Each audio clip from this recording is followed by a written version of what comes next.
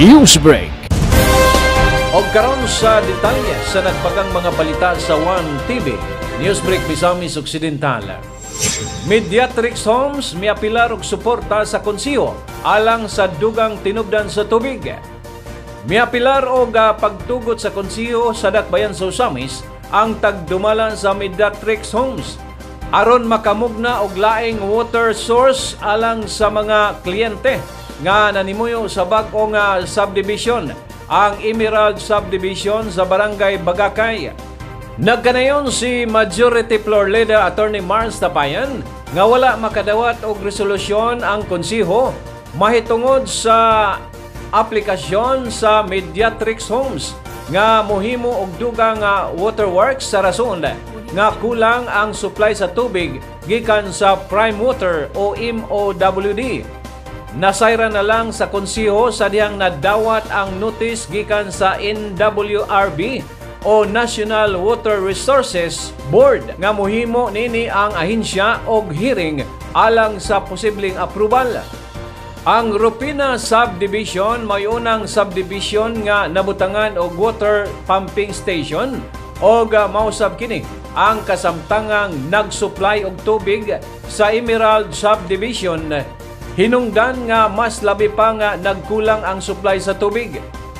Gumikan sa kahabog sa maong lugar, maglisod gayod pagsubida ang water supply gikan sa Prime Water o kini nga kahimtang gimulo usab sa uban pang mga residente sa maong barangay nga nag-subscribe sa water supply sa MOWD.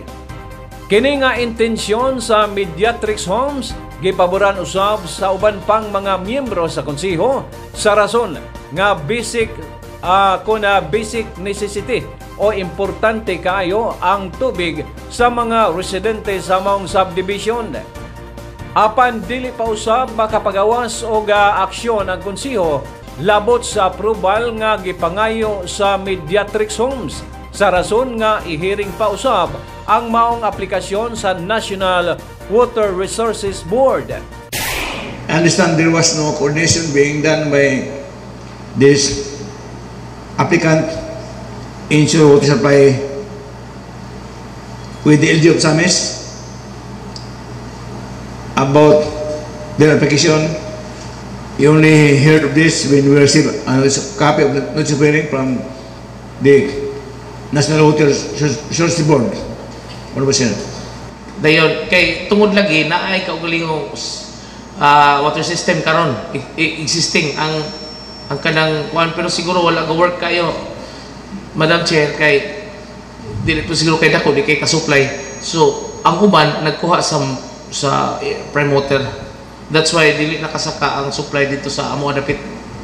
Siguro sa amo makasaka pa, pero dili jud katong sa imabaw pag dapit sa amo di na sila ka-supply. That's why mas better mag-drill sila siguro mas more bigger than kanang existing karon.